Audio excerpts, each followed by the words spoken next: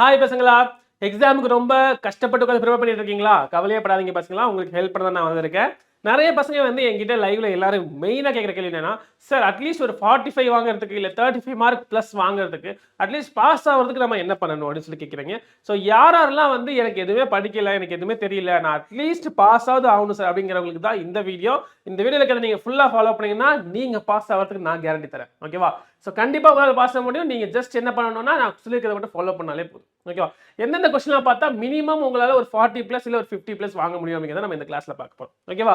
So first என்ன பார்க்க போறோம்னு பார்த்தீங்க அப்படின்னா புக் பேக் 1 மார்க் கொஸ்டின்ஸ். ஓகேவா? ஸோ இப்போ ஆல்ரெடி எல்லாருக்கிட்டும் சொல்லியிருப்பேன் நான், புக் 1 மார்க்கை பொறுத்த வரைக்கும் புக் பேக்ல இருந்து ஒரு 14 to 15 கொஸ்டின் கண்டிப்பா கேட்டுருவாங்க. ஓகேவா?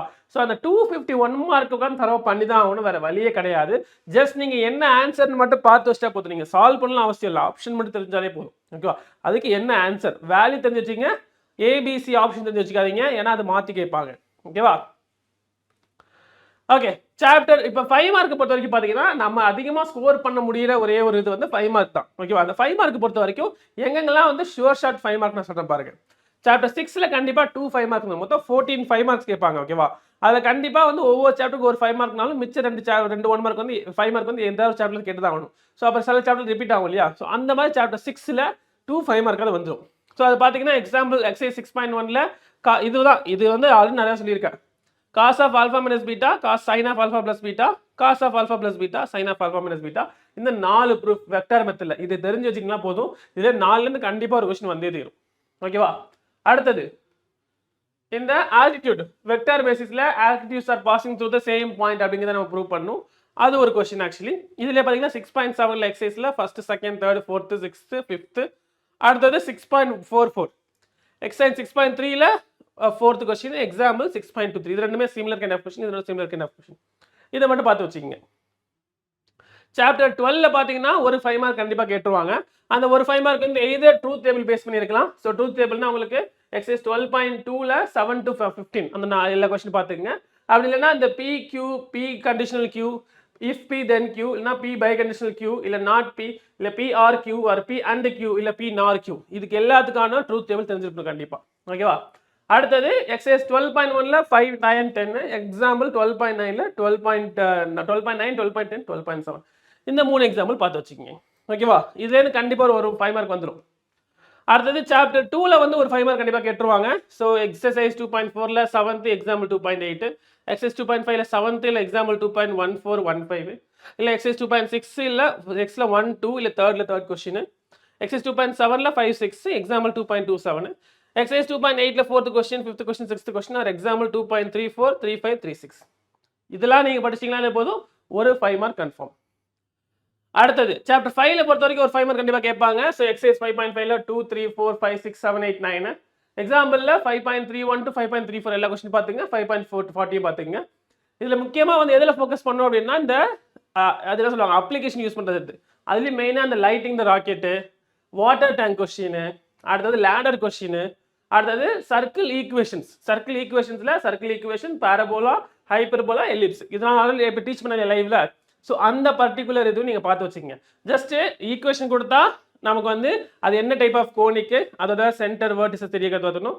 அதே மாதிரி சப்போஸ் ஃபோக்கஸ், எசென்ட்ரிசிட்டி, இல்லனா வந்து வெர்டிசஸ் இல்ல டைரக்ட்ரிக்ஸ், அது மாதிரி கொடுத்துட்டு உங்களுக்கு எது கேட்பாங்க, ஈக்குவேஷன் கேட்பாங்க. இது ரெண்டு மாதிரில மெத்தடும் இங்க பார்த்து வச்சுக்கங்க. ஓகேவா? இது சொல்றேன் இல்லையா? 5.1ல 6th, 5.10, 5.2ல 8th last 2 sums, 4th last 2 sums. ஓகேவா?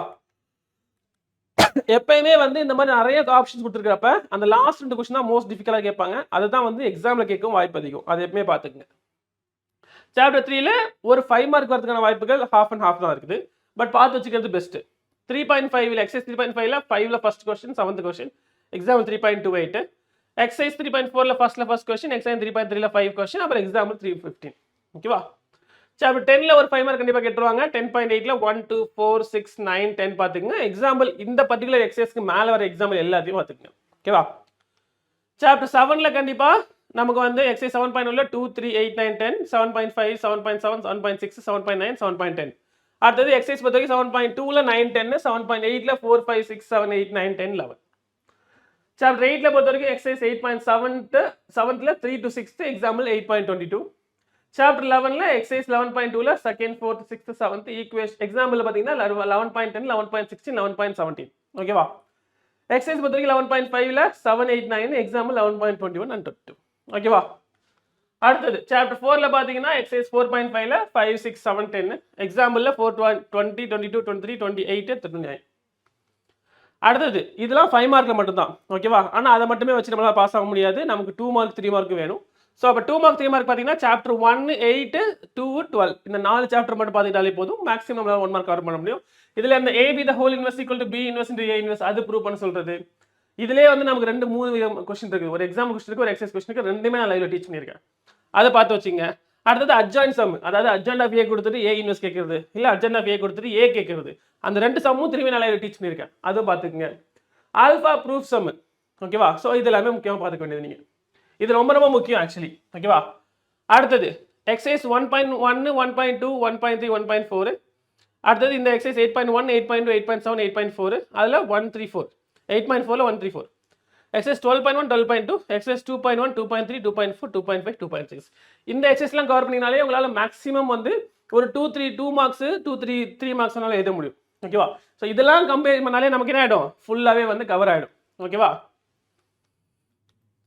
ஸோ இதெல்லாம் கவர் பண்ணாலே நமக்கு ஃபுல்லாகவே வந்து ஒரு அட்லீஸ்ட் ஒரு 35 மினிமம் சொல்கிறேன் நான், மினிமம் 35 மார்க் வாங்கிடலாம். மேக்ஸிமம் ஒரு 60 மார்க் 70 மார்க் கூட நீங்கள் எக்ஸ்பெக்ட் பண்ணலாம். ஓகேவா? ஸோ இதெல்லாம் பார்த்துங்க பசங்களா. யாரெல்லாம் பாஸ் ஆக கூட முடியாதுன்னு நினைக்கிறீங்களோ, ரொம்ப பயப்படுறீங்களோ, அவங்களாம் இதை மட்டும் ஒரு தடவை பார்த்துக்குங்க. கண்டிப்பாக நீங்கள் பாஸ் ஆகிடலாம். ஓகேவா? ஸோ ஆல் த பெஸ்ட் பசங்களா.